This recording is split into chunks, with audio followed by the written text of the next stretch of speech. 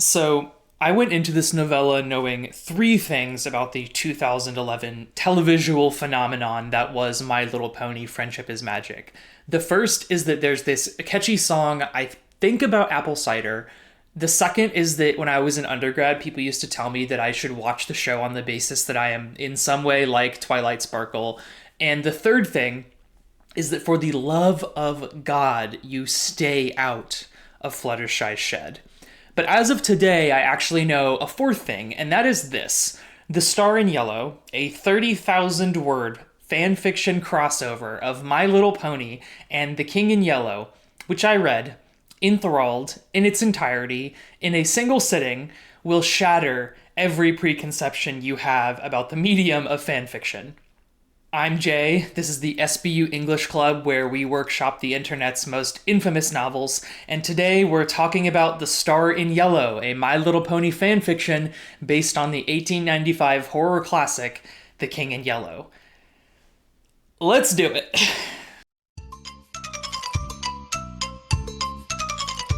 So the TLDR version of The King in Yellow it's this short story collection written in 1895 by New York socialite, painter, and writer Robert Chambers.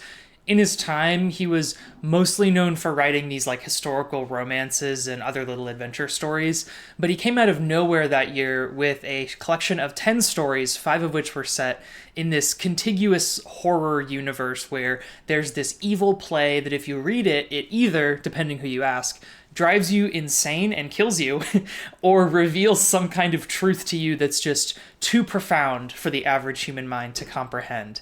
That's really all you need to know about it for the purposes of this video. On the other hand, if you don't really know about My Little Pony, I genuinely can't help you there. I know that there's a group of 5 little pony cartoon character friends, and they have a assistant golem homunculus creature named Spike. I mean, he's a dragon, but he has the energy of an artificial creation, which I can't justify. It's just like that. And they go on adventures or something, and I don't know, they save the world probably. So without further ado, let's get into the fanfiction.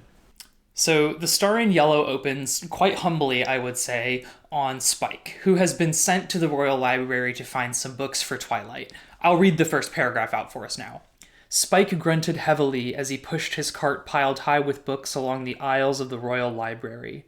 The monthly pilgrimage to Canterlot to carry out Twilight Sparkle's every bibliographic whim was not something he particularly enjoyed. Not only was there the hassle of paying all the inevitable fines or getting crushed by the tottering pile of books that these visits seemed to result in, but Twilight's requests were getting more and more bizarre. So what we have here is a close third point of view on Spike, and it's about as close as we could reasonably get without slipping directly into first person. We can tell that this is the case simply because the narration itself sounds very much like the grumpiness and frankness that Spike seems to be expressing. And as far as openings go, I would say that this isn't a bad start at all. Not only do we have a very clear tone, but we also have some immediate tension. Spike is irritated with Twilight because of her increasingly strange requests, and he also can't find the books that she is looking for. We also have a sort of mystery implied by that first source of tension. Why are Twilight's requests getting more and more strange? Let's continue into the second paragraph. Goats and griffins, sociopolitics and cakes? Spike muttered to himself as he squinted suspiciously at the list he clutched in one little claw, and then at the shelf which was annoyingly devoid of any such volume. It doesn't exist, I swear. Where does she get these titles? Snatching the volumes Sociology of Goats and Griffins and Baking with Goats from the shelf, he threw them into the cart with a sigh. That'll have to do. You'll notice here that there's a sort of slight overuse of adverbs that just really aren't needed. The squinting already suggests suspicion or dubiousness, and likewise, the generally huffy tone that the story is taking makes it pretty clear that the absence of the book is annoying to Spike, but me criticizing these adverbs is, in a way, I think, sort of a compliment. The prose is good enough that it doesn't need to be running this interference for itself. The words are doing what they need to do. You can cut the extra ones and it'll still stand quite strong.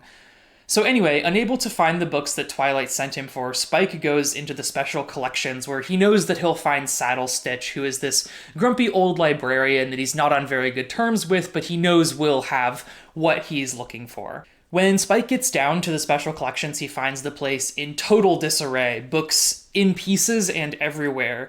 And that's because Saddlestitch is simultaneously reorganizing and also repairing a bunch of books that Twilight had returned in various states of destruction. Saddlestitch has this to say: "Books are not diaries. Look, look." He opened up the book to show the margins of the pages covered in an inky scrawl. "This bit, see? I have discovered a truly marvelous proof of the mathematical formula for friendship, which this margin is too narrow to contain." He pushed his face closer to Spike's. "Why, Spike? Why? Why write down that she was unable to write something down? What's the point? Is she mad?" Saddlestitch slunk across the room with a scowl. "I swear, does Ponyville not have any paper, or is Miss Sparkle just trying my patience? Here." A large sheath of paper floated off a shelf and fell heavily on top of an unsuspecting Spike. "Have some paper. Take it to her. Beg her to use it." There's going to be a lot of levitating items in this story. I know that Saddlestitch can do it, and I know that Twilight can do it. I'm not sure if anybody else can, and I'm not sure why these two characters in particular. I think I'm vaguely aware of the idea that there's like different kinds of ponies, and Twilight does have a horn, so maybe it's the horned ones, the unicorns, that can levitate things. That would actually make sense. Sort of embarrassing that I'm figuring this out on camera right now. But anyway, before Saddlestitch can shoo Spike out of the library, Spike notices that like among the piles of books is this one book that is chained up to a pedestal, and it has a yellow star emblazoned on the cover. Spike describes it this way: "At once he could tell it was old, very old. It had the scent of something that had sat undisturbed for hundreds of years, if not more, and yet the book itself looked mostly unworn, as if it had barely been read. Most intriguingly, above the large star that was pictured on the cover were the words, 'The Star in Yellow.'" I don't know why the most intriguing part is not the chains or the pedestal, but is rather the fact that there's a star on the cover, and then the cover also says this book has a star on it, but sure. So like I said, the book's wrapped in chains, so Spike uses his magic fire breath to like teleport it out of the chains. Like he breathes fire on the book, which makes it disappear, and then he breathes fire again, which makes it appear in his hands. So I guess that like because this is a kid's show, his fire isn't like dangerous. It just like burns something up, but then can also reconstitute it. That's kind of a cool power. Seems useful. Book in hand, Spike saunters out of the first scene of the novella, saying to himself, "Twilight's going to be so impressed." All in all, I have to say that as openers go, this is really tight and hitting all the right beats for what I would call like a pulpy crossover piece. We have this charming interaction between Spike and Saddlestitch that I didn't belabor in my summary, but to read it is enjoyable. We have some immediate conflict, some mystery, everything that you would need theoretically to hook a reader and to promise that it's going to be worth staying engaged with the story. There's a few issues. The adverbs are one that I pointed out. Another one is the story has a tendency to, instead of just using a verb like Spike walked, it'll use started to verb, so Spike started to walk, when really just walked is what they meant to intend.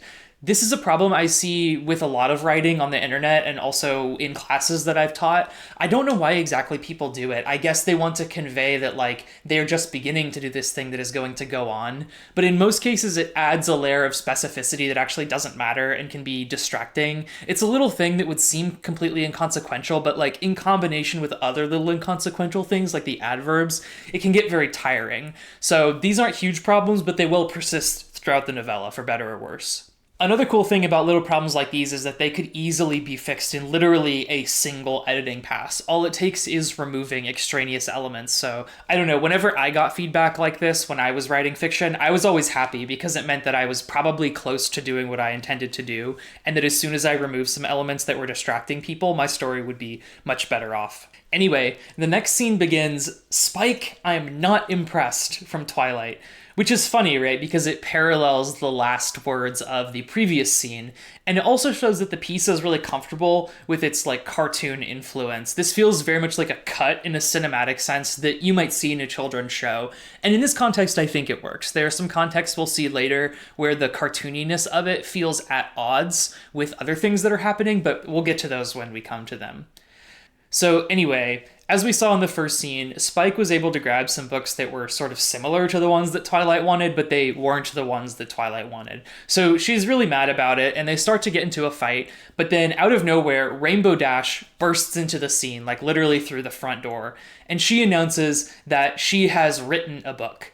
Before anyone can stop her, she plops it on the floor and starts reading it aloud, and here's a little passage from her tale. Not her tale, like her story. Dainbow Rash used her laser eyes to blow up the evil griffin, then the explosion exploded, then Dainbow Rash did 100 sonic rain booms. Thank you, Dainbow Rash, said Princess Celestia. Now I will make you the princess, for you are the best pony in all Equestria, and I will have the teacher who kicked you out of flight school publicly flogged. She paused expectantly, waiting for Twilight to burst into rapturous applause. I like that this phrase, the best pony, is in here because it seems sort of pointless and weird at first, but it's actually going to become a refrain in a different context, so this is a nice little bit of foreshadowing. One thing you'll notice right away about Rainbow Dash is that she is characterized in like a very heavy-handed way that Spike and Saddlestitch and Twilight have not really been. And I think it makes sense conceptually why that might be done. She is an assertive character, so her characterization itself comes on quite strong.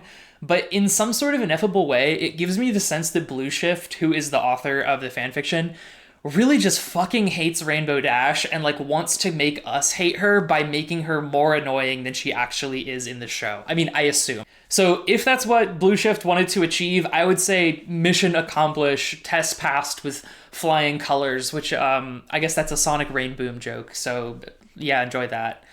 Anyway, Rainbow Dash basically strong-arms Twilight into agreeing to give her a bunch of feedback, which is actually kind of how Andrew and I became friends, now that I think about it. And while the two of them go off to do some flying practice, Spike takes and hides Rainbow Dash's novel, and he locks it up in a safe, which is going to be important later. He does this hoping that, everybody will just forget about it. We shift perspectives now over to Twilight. She is laying in a field reading while Rainbow Dash does loops or something in the air above her. I guess Twilight can't fly.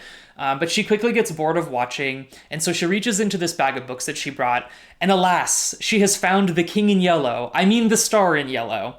The cover, as I said, is emblazoned with this simple 5-pointed star, which I think could be a reference to Lovecraft's Elder Sign, but it could also just be that the star as a motif is going to be important in the story, but, either way, maybe if it's an unintentional reference, it's still a cool one. From the quality of the binding, Twilight surmises that the book is high literature, so when she opens it up, she's actually really surprised by what it contains. Oh, Twilight found herself loudly exclaiming as she reached the first page of text.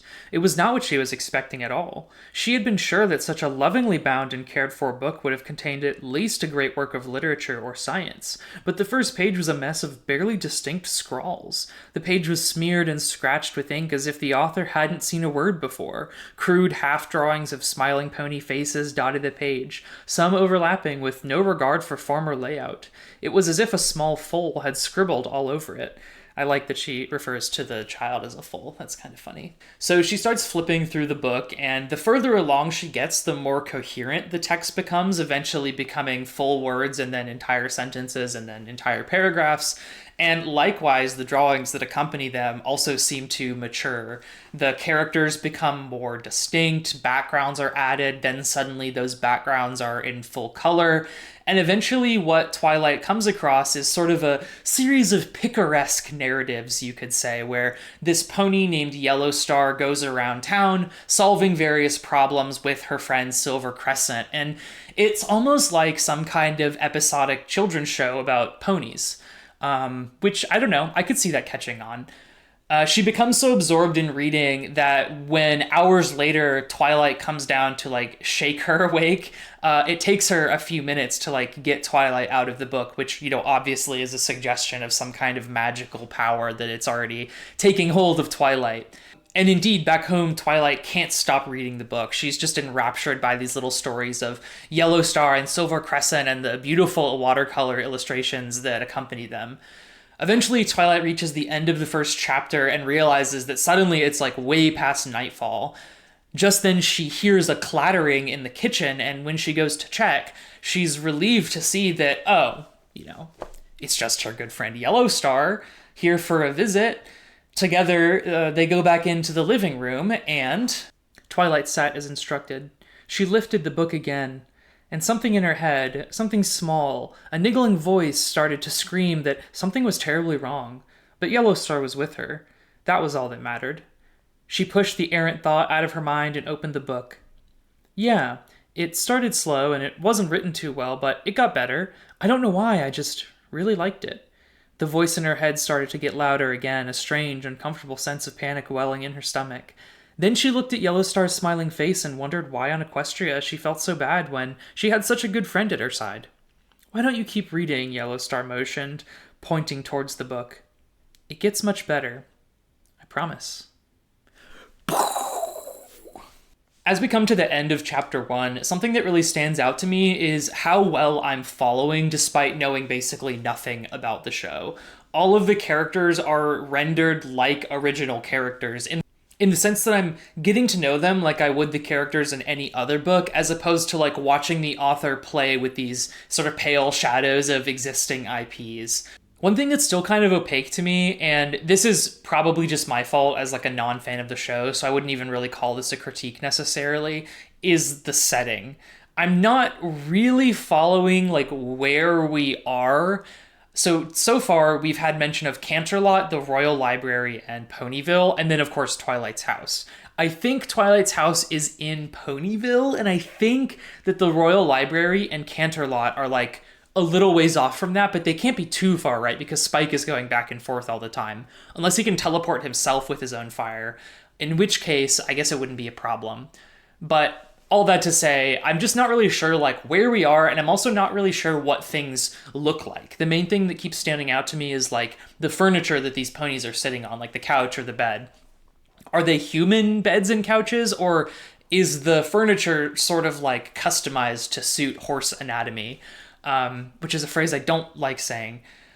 Again, not really a critique necessarily, because if I just like Googled some images of the show, I would have the answer. But I thought it would be interesting to just get a non-fan's perspective. Chapter 2 begins like this. Twilight stared at the sun, enraptured for what felt like hours. At the back of her mind, a voice was telling her that it should hurt, that staring at the sun could irreversibly damage her eyes. Twilight wasn't sure how this could be possible, though. The sun wasn't bright, it was just a yellow circle of paint, as it had always been, in the exact center of that watercolor sky. So Twilight is standing outside, somewhere presumably in Ponyville, and then Yellowstar enters the scene and announces that there is a monster loose that she has to defeat. Something that you would notice if you were actually reading the text is that there's a change in the dialogue that takes place here. It suddenly becomes really stilted to reflect that, yes, we are inside this children's story. Something that I think is really smart, though, is that this scene actually doesn't go on for very long, not long enough for this stiff dialogue to become annoying, which I think is great. It lets the text suggest something without having to tell you directly, but when that thing that it's suggesting could create problems, it makes another decision to mitigate those issues. I think that's a sign that the writer is a really attentive craftsperson, and I really admire that, genuinely. So anyway, the creature that has shown up is something with, quote, the body of the snake, but the head and wings of a dragon. And I'm not really sure what that means, but something that's kind of funny is that other people who were in the comments of this fanfiction were having the exact same question. Thankfully, Blue Shift stepped in and said that it's meant to sort of resemble like what he called a, quote, Chinese dragon, as in, just sort of like a snake with like a dragon-y head, whatever. Thankfully, Yellowstar knows this special dance which can stop the dragon, and it's called the Green Gruff Greckle Stopping Dance, which I know in my heart must be a reference to that one scene from Xavier Renegade Angel, but in any case, their dance turns the dragon to stone, and I think that there's kind of a missed opportunity to have the dragon turned into marble. Marble, of course, being sort of prevalent in The Mask, which is a story from The King in Yellow about this magic solution that can turn people into marble, or scientific solution, I should say, excuse me. Anyway, I think that the idea of petrification kind of evokes The Mask without it having to be marble, but it being marble would just be like, that little touch for fans of The King in Yellow, but it works well enough. Twilight and Yellowstar are approached by a pony that looks like a larger version of Yellowstar, and it's her mother, Yellowstar Mommy, who has come to thank Yellowstar for saving the town and to call her the best pony. There's that phrase that I was saying was going to get repeated. Yellow Star is the best pony becomes a refrain throughout the story. And of course, the fact that it's talking about a pony makes it sound a little bit silly, but if we shut off that part of our brains that might want to make fun of this because it's fan fiction of My Little Pony, the simplicity and the repetition of that simplicity is A, very creepy, but B, also gives us good insight into Yellow Star as a character, because as we are about to learn, she is the one controlling the story. You won't be surprised, though, that before much more can happen in the Yellow Star world, Twilight wakes up and she realizes that she fell asleep the previous night reading. Getting off the couch, she remarks that the morning light feels both intrusively bright and also very dull. Like somehow everything in the real world is less meaningful than everything that happens around Yellow Star. And for me, I felt that this sort of like descent into madness, beginning just one chapter and 2 scenes after the book had fallen into Twilight's hands, was maybe a little bit too quick of an escalation. However, I will be sort of proven wrong about this because, as we will see, the fanfiction has grander designs than just having a Twilight descend into sort of a generic madness. So carrying on, Spike comes in and wants to talk to Twilight, but she's not having any of it because even though she's just woken up from reading, she wants to read more. So she goes up to her study where Spike can't bother her, she locks the door, and she sets the book down on her desk. But what she finds is that all of a sudden it's become almost like difficult to turn the pages, like they're suddenly physically heavy, and just the presence of the book is making her deathly ill.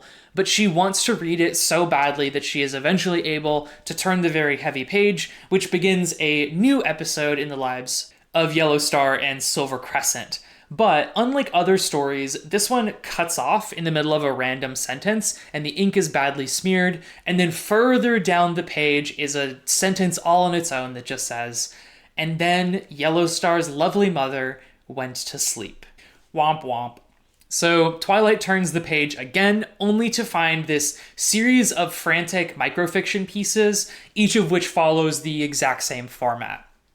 So in them, Yellow Star goes to some bizarre location to get some magical MacGuffin that will revive her mother. She goes and gets the thing, she revives her mom, it works, but then the cycle just repeats itself in the next story. The next one will begin as though her mother is still quote-unquote asleep and she frantically has to go and get a new thing and bring it back. It's actually kind of like Skyshade or like Crown Tide. And I think that Alex Astor could genuinely be taking notes here because there is something sort of horrific and obsessive about having to go on these endless MacGuffin hunts for ultimately inconsequential trinkets that are in pursuit of a goal that only ever seems to get further away, or maybe one realizes that it was never even attainable in the first place. I think if she could tap into that in her fiction, she might have a shot at writing something really interesting. Maybe we'll see that in the Barbie book that she's writing now that she's in charge of licensed stuff. That would be kind of crazy. Psychological Barbie horror. I'd be down for it.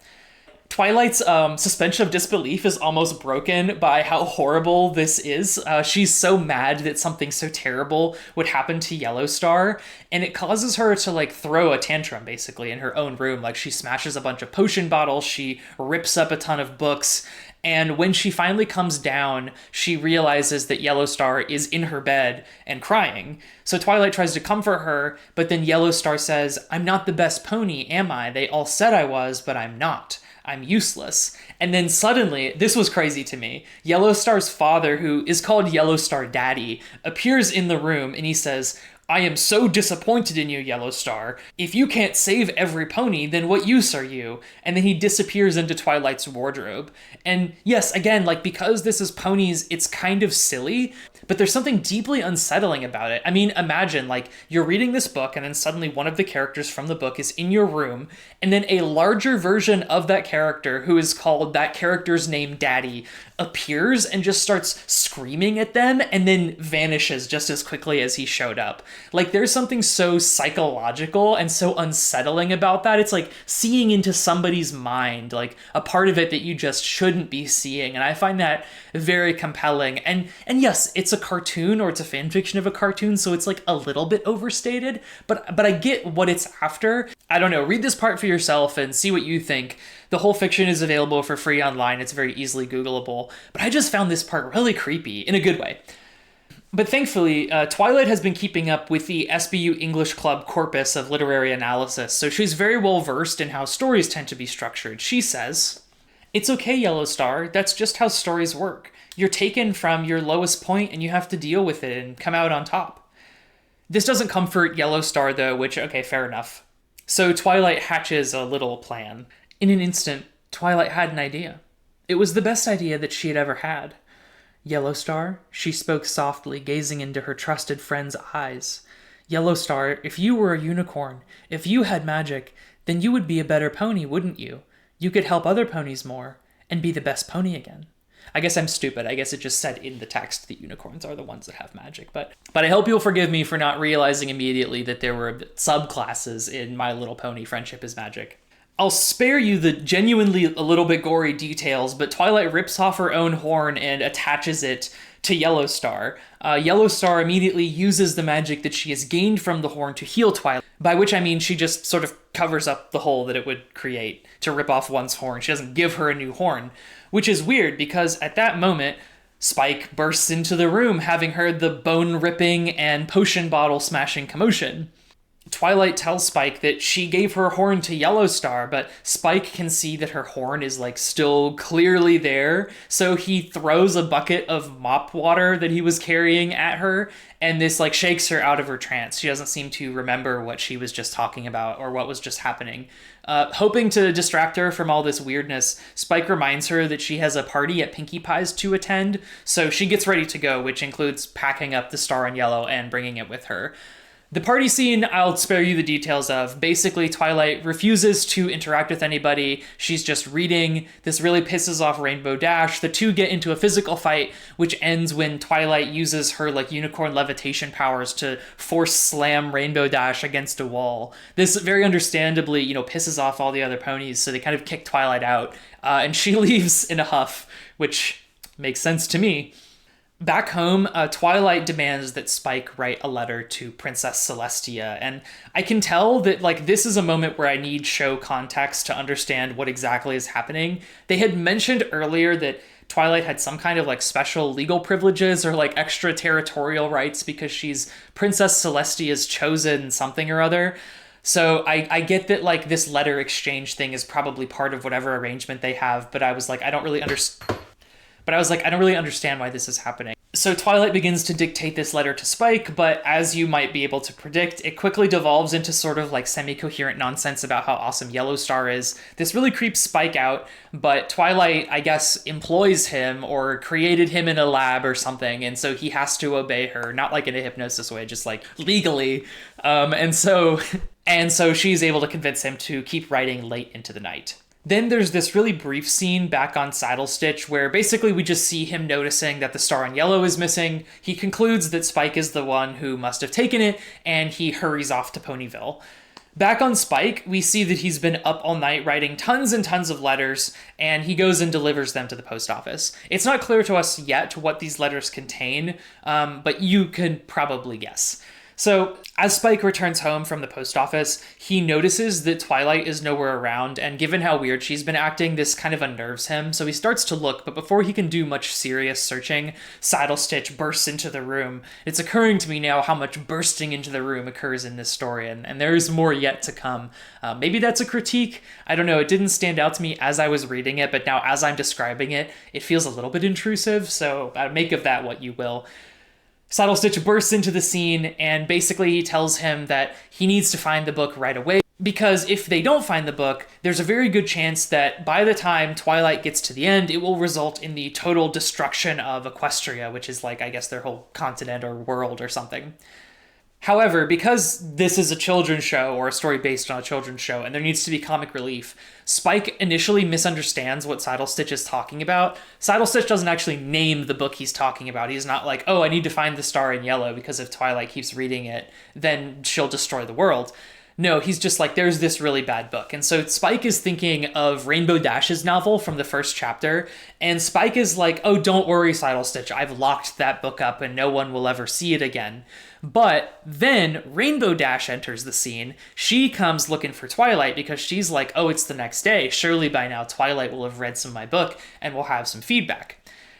All three characters being here allows them to figure out that there had initially been a miscommunication, and they realize that they need to go and get not Rainbow Dash's novel, but The Star in Yellow from Twilight Sparkle. This takes maybe a little bit too long, but I get that this story is trying to be funny in the way that I guess My Little Pony is funny or something.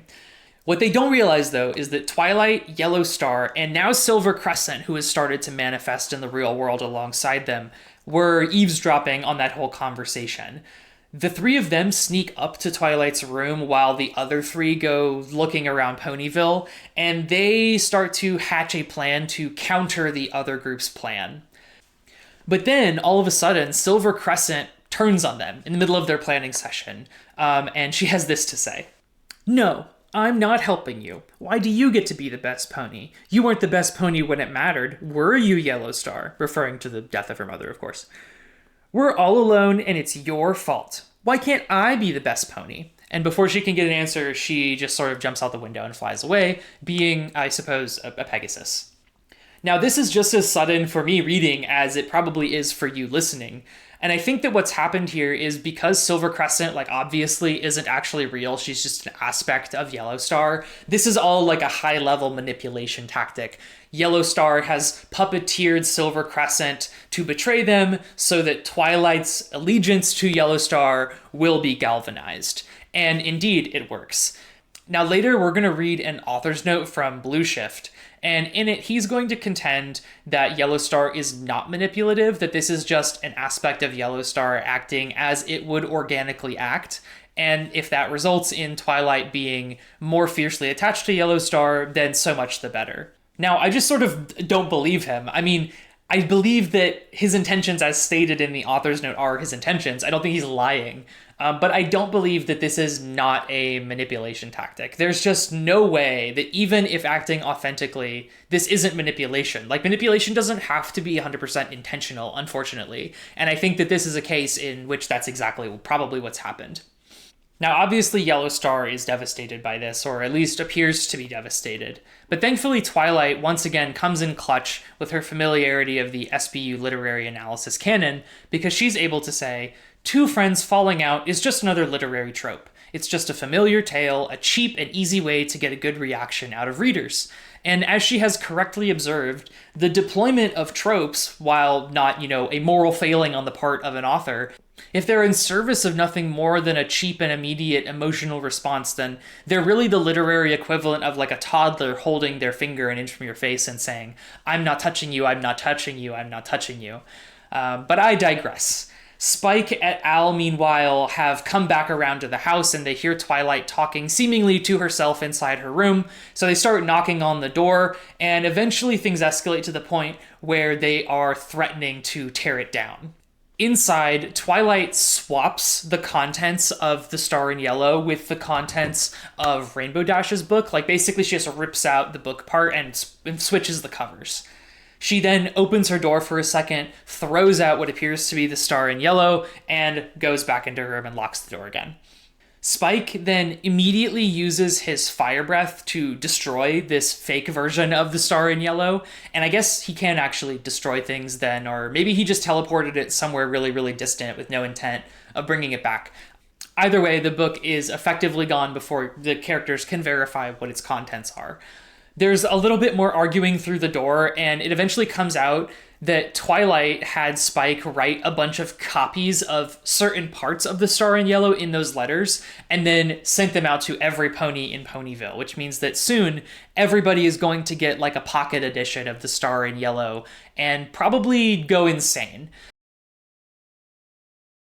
At this point, if you're wondering what The Star in Yellow actually does, well, it allows Yellow Star to manifest in the real world. Yellow Star has designs of erasing all pain and suffering and basically destroying everybody's free will and agency in pursuit of this perfectly happy world where nothing ever changes. And all it takes is one person reading the story all the way to the end to make that happen. I'm not exactly sure what would happen if all the ponies in Ponyville read the abbreviated version that Spike made copies of the previous night, but I guess they would probably go insane and at least start seeing versions of Yellow Star everywhere, which would be bad for the trout population probably or whatever. So anyway, Spike, Rainbow Dash, and Sidle Stitch realize that they need to go and intercept all of these individual letters. But Rainbow Dash is like, wait, it's still morning. Maybe the mail hasn't all been delivered yet. So Rainbow Dash sets out in search of Derpy, the mail pony. Back in Twilight's room, Yellow Star further explains some of those motivations that I was just telling y'all about, but she also concretely expresses a desire to replace Princess Celestia, and Twilight promises to help her do that. So this is a moment where it's like, the villain's goal has finally been stated, we know what's at stake, and it's pretty cool.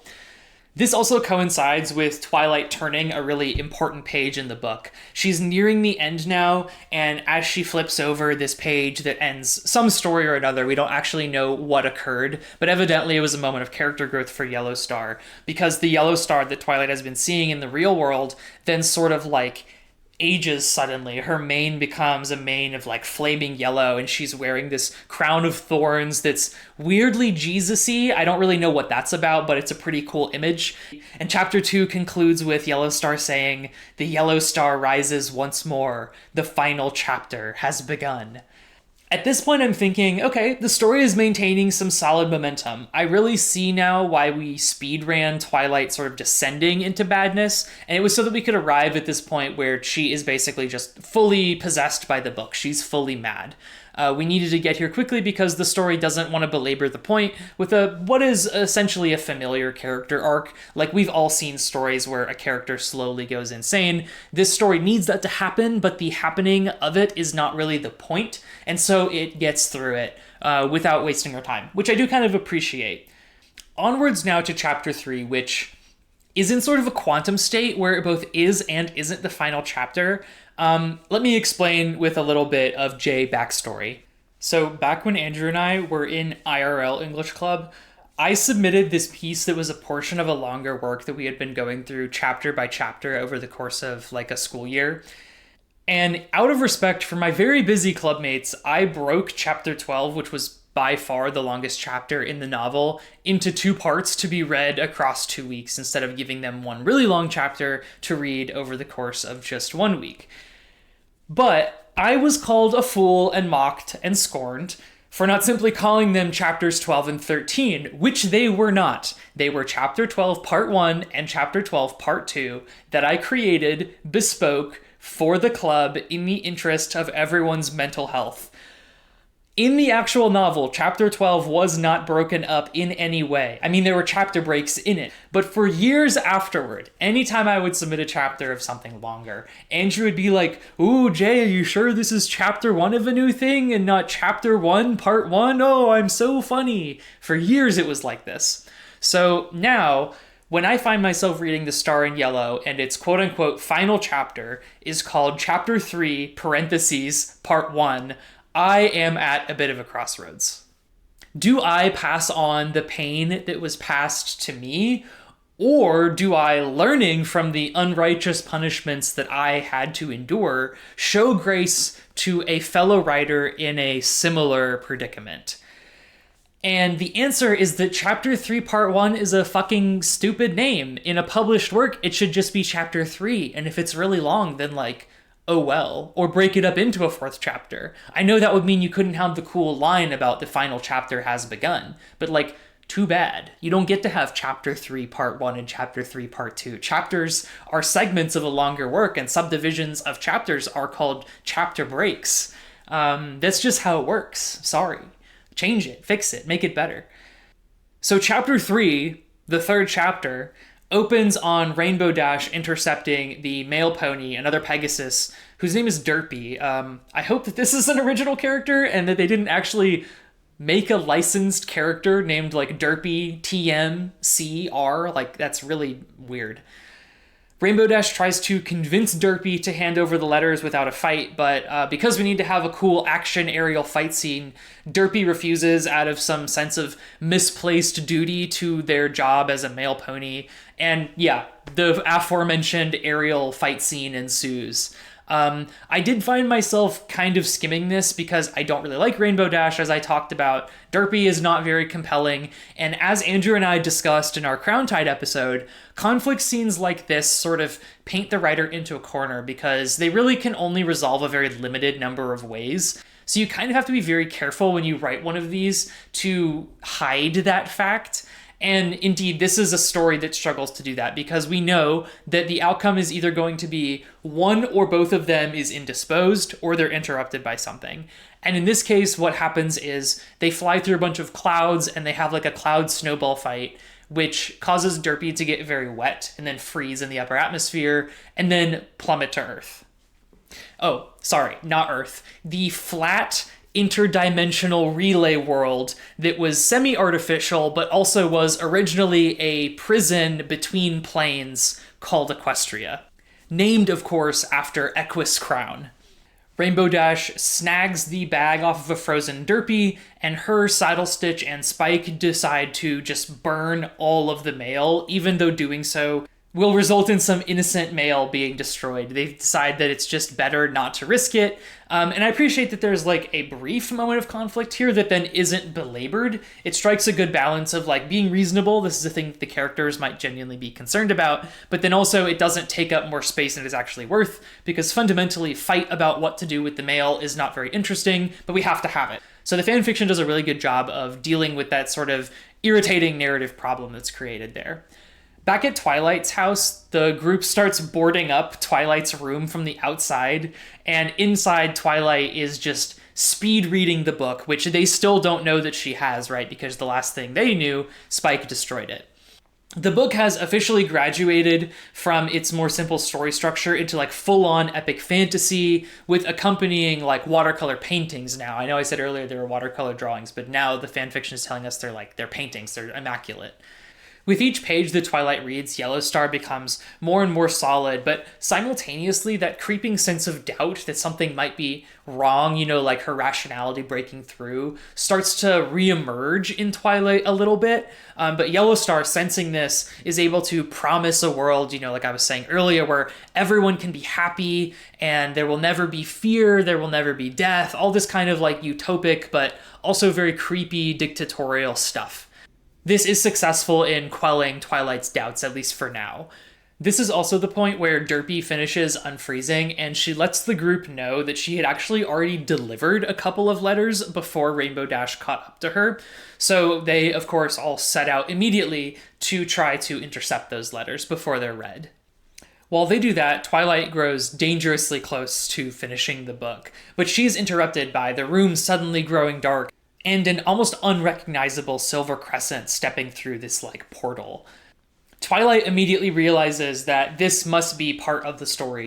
Just like Silver Crescent's betrayal was almost a foregone conclusion, narratively speaking, so is this 11th hour return where she appears as a worthy competitor to Yellowstar, but thankfully she isn't here to fight. She's just here to throw down the gauntlet and say, the next time you see me will be the last time either of us sees each other alive, which is very hardcore. She then disappears and our perspective shifts back to Spike and everybody else. I'm going to kind of skip over what happens for the rest of the chapter because it's very protracted and honestly probably it's my biggest criticism of this fanfiction. So in an effort to include more of like the main cast characters, we have these scenes of Spike and the gang sneaking into their house and then via a comedy of errors trying to get the letter, eventually succeeding, and then destroying it. So they get the letter from like Rarity, they get the letter from Fluttershy, I think from Pinkie Pie as well, and these are all just basically comic relief scenes, and they take a little bit too long. But with that, chapter 3 comes to an end.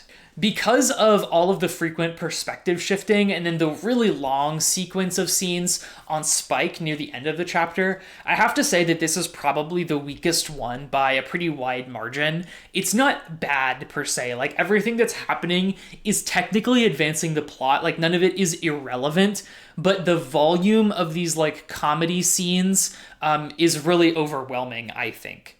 Case in point for this is the Rarity scene, which also happens to be, I believe, the last one, so maybe it was just the fatigue getting to me at that point, but it basically retreads what happens in the Fluttershy scene, and there's this, like, weirdly erotic element to it where Rarity is getting into the bath that I really, really didn't like. So if one of them is going to go, it definitely has to be that one. On the subject of these comic relief scenes, I do wish Spike's personality felt a bit more consistent. He almost kind of feels like two people in a way. There's like this more serious, more grounded version of him that we only ever get when he's alone, and sometimes not even then. But then the rest of the time, he's more of this like bumbling, look into the camera, did you guys see that kind of character that I just really don't care for. And it could just be that the opening scene gave me a false impression of who Spike is, but I do wish there was more of that version of him in the narrative. Because while it's not like, I don't know, Ishmael or something from Moby Dick, it's definitely like a lot more of a person than this purely comic figure that he sometimes seems to be. We also just like already have a lot of comic relief characters. For example, Rainbow Dash, Derpy, Sidle Stitch, like they're all kind of comic relief, even though they also serve other narrative roles. So I just don't know that we need Spike to be doing this as well. It's also kind of started to dawn on me that although we began the story on Spike and he's kind of felt like the secondary protagonist at times, he's probably just not going to have a proper character arc. Like, it's too late in the story for that to happen at this point. And yeah, as I finished reading it, that suspicion did turn out to be kind of the case. Which, you know, is just a little bit disappointing, and maybe it's my fault for expecting these like somewhat static children's cartoon characters to like grow as people or something, but on the other hand, why write fan fiction if not to do those kinds of things that can't be done in the show itself, right? Like, we couldn't have this King in Yellow stuff, so why can't we have a character arc? Moving on to chapter 4, because that's what the 4th chapter is called, chapter 4, the group gets back to Twilight's house again, and it's at this point that they realize that they have been duped. She's been reading the book this whole time. And for some reason, I guess it's just because she's so assured of Yellowstar's eventual victory, she lets slip that while Spike was out writing all those letters, she went to the library and wrote portions of the Star on Yellow in the margins of just like a shit ton of books. And instead of deciding to just meticulously search for them all, the group decides to burn the library down. And as they do that, Twilight is able to escape out her own window, because remember, Spike boarded up the door, and flee into a barn where she goes to try to finally finish the book. So now Twilight has escaped into this barn and is very near the end of the book. The group is standing outside this burning library, which some people saw them set fire to, so now there's like a mob gathering around them ready to like beat them up. And what Spike does is vanish them all with his fire, and they then appear in Princess Celestia's castle. Princess Celestia is, of course, in the middle of placing an order for 18 pounds of cocaine, 12 pounds of crake, and 7 male strippers. And she's very upset to be interrupted by a bunch of random villagers being spawned into her living room. One of them is able to describe that there's chaos happening in Ponyville, and somehow, in a way that's not really clear to me, Celestia is able to conclude from this that the Star in Yellow has been unleashed on the Earth and that she has to stop it immediately.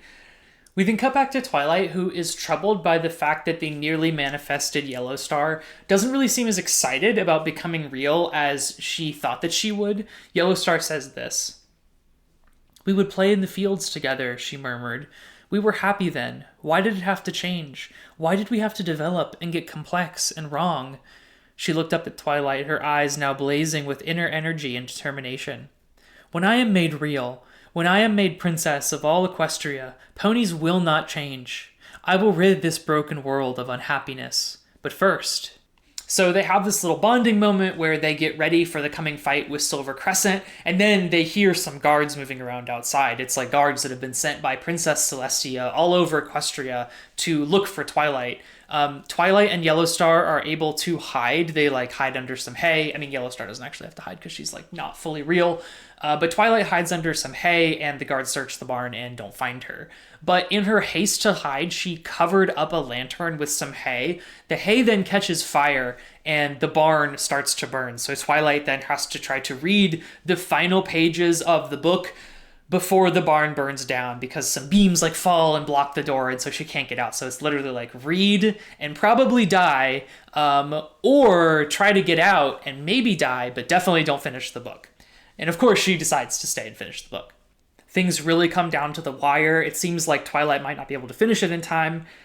Dimly, she heard a loud cracking like thunder as the fire spread upwards, splitting the struts holding the heavy roof in place. At that moment, she realized that she wasn't going to make it, but that didn't matter as long as she could finish the book. Goodbye, Twilight Sparkle, Yellowstar said sadly, her voice a slight tremble. You are, and forever will be, my most faithful friend. We then cut away from the barn and back to Princess Celestia, who has personally joined the gang in the search for Twilight. As the scene begins, Twilight's burnt body is brought in by a character named Big Mac. I get the impression that he's like some kind of farmhand. Twilight doesn't have the book on her, though, so it seems that the implication was it was destroyed just before Twilight was able to finish it. And with the book destroyed, Celestia punishes Saddlestitch with a demotion, making him the new librarian of Ponyville, when formerly, I guess, he was just in charge of the Royal Library. She then sends the rest of the group away too, so that she can take care of Twilight and be there for her when she wakes up. And that's exactly what happens. Twilight is later woken up by Celestia. I think they're in the palace, and Celestia comforts her with the information that the book is gone. Twilight is obviously really upset about the death of Yellowstar, even though she's no longer under her spell. While she's obviously glad that Yellowstar wasn't able to destroy the world or whatever, like wipe away everyone's free will, she is sad that her friend wasn't able to manifest in the real world and actually get a chance to properly exist. But Princess Celestia says, Twilight Sparkle, you know that the real world doesn't have happy endings. Because nothing ever ends. She was not evil, but she was dangerous. She would have pulled down Equestria with all the wisdom of a scared little filly who just wanted the world to be as happy as she remembered it. Her face drifted into a strange, faraway expression. When the sky was always blue, and the birds always sang, and nothing bad ever happened. And it's like, yeah, wait, hold on a second. How did Princess Celestia know all that about Yellowstar? And this is the big reveal, right? Princess Celestia is Yellowstar, or rather, Yellowstar was Princess Celestia's OC that she created to cope with trauma that she experienced growing up. Of course, then, this raises the question that Twilight Sparkle asks, which is, why, Princess Celestia, did you write this horrible book? And Princess Celestia's answer demonstrates that she, too, is a scholar of the St. Balasar University English Club, and she demonstrates a really acute awareness of the crucial difference between material, capital F, fact, and poetic, capital T, truth. She says, the story was not how things were, but how they felt. Celestia explains that, unable to destroy the book for sentimental reasons, but well aware that, because she's super magical, her emotions that she poured into it made the book super magical, she decided to just lock it away and leave it in the care of someone she thought she trusted, that being Saddlestitch. But in the end, it obviously wasn't enough. The book still found a way to get out, and the consequences were almost really dire. This is too much for Twilight to bear at this moment, just having woken up with all these horrible injuries, so she falls back asleep. A week later, though, Twilight is back home, still kind of recovering, but mostly better, and she feels that, something is still missing.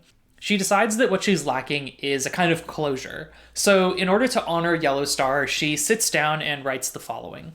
Once upon a time, there was a lovely little pony called Yellowstar, who lived with her sister and mother and father in the happiest village ever. The sky was always blue, and the birds always sang, and nothing bad ever happened to her. It wasn't very good. Twilight's critical faculties nagged at her as she stewed over what she had written. Finally, with a smile, she lowered the quill once more and scribbled down some final words. There, she whispered. Perfect. And they all lived happily ever after, forever and ever and ever. The end. So let's talk about chapter 4 before we talk more broadly about the entirety of the piece.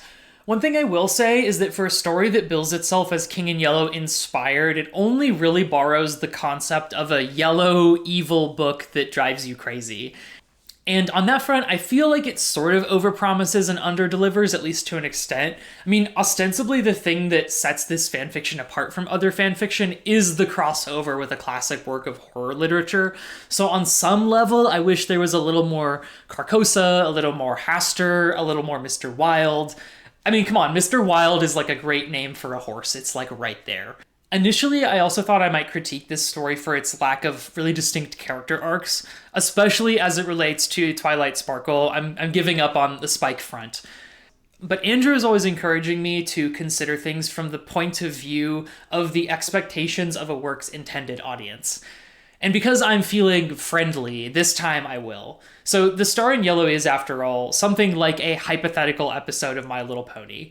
It's my understanding that the final message of every episode, which Twilight will often write down, as she does here, is something fairly simple. In that sense, I think that this story kind of hits a home run. Grief difficult, but people persist because they must. That's heavy, but it's not so heavy and not so complicated that it wouldn't fit in a children's story. So as an ending to this piece, I get it. On a more literary note, I do think it's super cool that Yellowstar, who is sort of like Celestia's idealized version of herself, fails to manifest fully in the real world because, like, of course she can't, right? Remember what I was saying about this piece of art in my video on The Mask? The desired ideal cannot ever be real because it would, in becoming real, cease to be what it was, a desired reality, and become something else, and that it would be simply real. There is an uncrossable distance between what we want and what can be, and that tension is beautifully illustrated in this story. But it isn't just like Celestia's desires conceptually that Yellowstar's existence would collapse. If Yellowstar, who is a character from a fictional universe, even within this fictional universe, would appear in the canon, she would sort of decimate the boundary between what counts as real and what is fake, even relative to the My Little Pony universe. Is what I would say if I bought completely into Blue Shift's author's note that I'll talk about in a minute here. Because would she really? I mean, I think that it'd be more accurate to say that if Yellowstar were to manifest, she would draw our attention to the boundary between what counts as real and what doesn't count as real. She would draw our attention to its constructed nature and the fact that no one person, not the author, no one reader, but rather a collective of all of those people must agree to continually construct it. We can all agree at any point to include Yellowstar as a canonical character, and then she just would be. She might not be included in the show, but so what? Why should the show get to determine what's canon? I mean, the show itself is an iteration of a series that's been going on for decades and has been, as I understand it at least, meaningfully different across each interpretation. Really, this all just asks a broader question, which is like, what gets to count as official media in My Little Pony, or really in any franchise? And maybe what matters isn't even what counts or doesn't, but rather simply what moves us as people engaging with media. What catches our eye and ear, what aids in our thinking and our feeling, and what makes us see the world vividly again. I think that those are maybe more productive questions. Hey, Editing Jay here. I just wanted to pop in to kind of close the loop on that last comment that I was making, because as I was listening back to it, it almost sounded to me as though I was dodging my own question, which came across as like evasive and weird. So I want to make it clear that I don't think that this is a dichotomous thing. It's not a matter of the question of what counts as canon in a piece of media is not interesting, and the question of what moves us is interesting. I think that these can both be reframed as aspects of sort of the same question. So the fact that Yellowstar exists in this fan fiction as canonical, even though she is canonically extra canonical, the fact that she is convincingly represented is itself evidence that she can be part of our canon if we would like. And I think that that itself is then evidence that canons are kind of both collectively and personally constructed. Like, if I want to be a fan of Yellowstar and include her in my personal canon of the show, I'm allowed to do that. And in fact, nobody can stop me from doing that. And I just think that's kind of interesting and kind of beautiful. So back to the video. But returning to Yellowstar as a manifestation of desire, in addition to Celestia's, she's also kind of a physical version of Twilight's desire, right? Like, on some level, Twilight does dream of this more utopian world where nobody has to suffer, but Twilight also has a good head on her shoulders. She's pretty sensible, and she realizes that that just isn't possible without removing everyone's agency, which would obviously be immoral. Like, maybe if the world had begun without agency, then there would be no moral violation. But to take it away without people's consent would obviously be evil. And yet, I think it's worth acknowledging that there is a tragedy in the gap between what can be and what we might wish for. Like, we're allowed to recognize that you can't take people's agency away without being a villain, and still be sad that we aren't allowed to create a perfect world. Like, in the story, Twilight genuinely does have the opportunity to create a perfect world. If she allows Yellowstar to become real, it will happen, but Twilight will be aware of that cost, and she can't do it without being aware of and being responsible for that cost. And so in the story, Twilight does what people have been doing for probably hundreds of thousands of years and turning to art as a way to cope with that tragedy. She basically creates a simulacrum of the closure that definitionally cannot come to pass by writing a simple ending for Yellowstar and all of the characters in her universe. Twilight creates for her this fictional, static space in an otherwise empty book that probably nobody will ever read, in which Yellowstar has everything that she ever wants, right? So no one can ever read past that point into a phase where Yellowstar is unhappy again. She's in some sense frozen forever in this perfect bliss. She's in Christian heaven, I guess. Which makes this whole thing, I think obviously, a commentary on fan fiction. And that might lead you to ask yourself, okay, why does that matter? Why is it cool that this fanfiction comments directly on fanfiction as a medium? That even despite her critical faculties, Twilight writes fanfiction. She silences the inner critic and she lets herself do this seemingly frivolous thing. I think that in this way, The Star in Yellow is not just arguing that fanfiction is like cool, but it's also implicitly suggesting that it has a real utility. Let me try to explain what I mean by that. It's almost cliche these days to make art that comments self-awaredly on our need for art. It's in every medium, and I'm not gonna lie, I roll my eyes when I see poems that do this. I say that as someone that has written those poems and actually has published at least one of them. When I see a poem whose ultimate conclusion is just poetry is really awesome and we need more of it, I'm like, I agree, but we all know this. In my video on Milo Winter, I referenced that book Poetry as Persuasion by Carl Dennis, and that was published all the way back in 2001. And even back then, he was writing about how art that is about art can ultimately be kind of flattening, kind of reductive. And he doesn't say this directly, but what I think he's right to imply is that there's sort of a need for a second thing in art about art. If art is going to be about how awesome art is, it needs to also have some kind of secondary meaning that we can point to so that the art about artness of it doesn't get sort of exhausting and like cynically self-referential. And in this piece, in The Star in Yellow, I think that that second thing is the utility that is suggested. That second thing is Twilight modeling art as a means for confronting grief. And in that way, the art becomes not something merely good for its own sake, but as an approach to healing for those who are struggling. It has real-world implications. And not only that, but it also makes sense narratively. Having seen how thoughtlessly created art can do harm, Twilight sits down to create something with a very specific goal in mind to help her withstand her grief and to memorialize a past friend. So, as I've been doing in a lot of these King in Yellow videos, it seems, I've kept a little secret from you all until the very end of this video.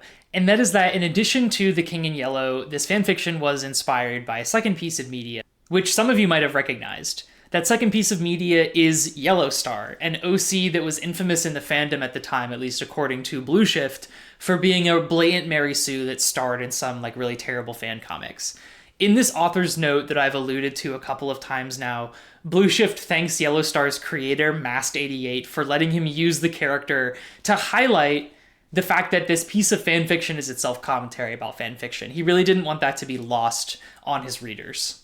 So we can actually confirm that much of what I was saying in the previous section about this piece commenting on fanfiction as fanfiction isn't just my speculation. It's actually exactly what Blue Shift intended, and I hope that you'll trust me when I say that the above was genuinely my own interpretation of the novella and not just me repeating Blue Shift's own words back to him.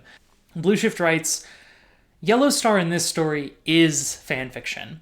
She is a Mary Sue who is trying to break into the quote-unquote real world, the world of the show. She can't, of course, despite all her good intentions. The Mary Sue can't exist side by side with reality since it would tear down the narrative framework. The tragedy is that she wants to be real without wanting the baggage of reality that comes along with such a feat. One thing that Andrew and I consistently emphasize in our analysis, though in the interest of not putting words in his mouth, I'll say that I probably say it more than he does, is that it's kind of important to have intent as a writer. Now, this isn't because the goal of reading is to reverse engineer authorial intent in the hopes of arriving at like the quote unquote correct meaning of a text. We're not reading Milo's alter life after all. No, the reason that we often emphasize, or I often emphasize, the importance of intent as a writer is because I believe that having clear intentions that one can state frankly to oneself is probably the best way to ensure that one's work is actually doing anything at all. If you don't know what you're trying to say, in other words, if you can't state it clearly, at least to yourself, how will you know when you have said it to your own satisfaction? You could just sort of rely on some abstract concept of intuition, sure, but intuition is really only effective once trained. That's why really experienced poets, like for example Samhita Chakraborty, will sometimes talk about feeling this thunk when a poem is done. But Samhita has been writing poetry for a really, really long time. So when she feels that thunk, it means a very different thing than, say, for example, if Milo Winter had told me that he was feeling a thunk, because his poems just self-evidently aren't done. That's sort of evidence, I think, that intuition is valuable, but it must first be trained. So if you don't train it, if you don't apply that discipline to your own practice to begin with, if you never strive towards any particular goal, how can you ever expect your intuition to be trustworthy? And I think having a clear intention is neither the end-all nor the be-all naturally. I don't want to give the impression that all you need to have as a writer is clear intention, and that will then be the magic thing that guarantees your work is great. I, having no experience with like goldsmithing, could set out with the intent to create a one-to-one replica of the crown of the Holy Roman Emperors that was worn by Charlemagne. But without the knowledge of like the root techniques that make up goldsmithing and diamondry, or whatever it's called when you cut diamonds, my intent would be completely squandered. Though it seems like so many people on the writing side of the internet would rather think otherwise, writing is something that does kind of have to be worked at. It does kind of have to be studied, not necessarily in an academic setting, but somewhere. Writing isn't going to be delivered to you from on high, and it isn't always going to feel good. And sometimes you need to apply that discomfort to yourself. You need to say, I'm going to do this thing even if it's difficult, and that helps you improve. Now, of course, as with all writing advice, there are a million asterisks to what I've just offered. Like, for one thing, you're going to need some amount of external input from readers or a workshop to let you know if your work is doing for other people what it does for you. Doing something to your own satisfaction is great, but if you intend to publish, you also need to make sure that it is being done to other people's satisfaction to some degree. For another, readers will sometimes misinterpret your work in your favor. They'll find something beautiful and resonant that you didn't even intend. And although I think intent is very important, when that happens, I say you should just let it happen, or maybe even make an effort to bring it out more.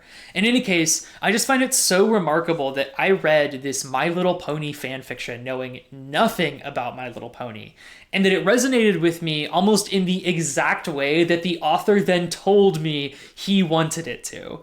He drew a bunch of dots and he let me connect them, and then he kind of showed me how he connected the dots afterwards, which I just thought was so cool. And did I connect every single dot in exactly the way that he quote-unquote wanted? I mean, no. I talked in my analysis a lot about grief and about desire, and those are two things that don't really surface in his author's note much at all.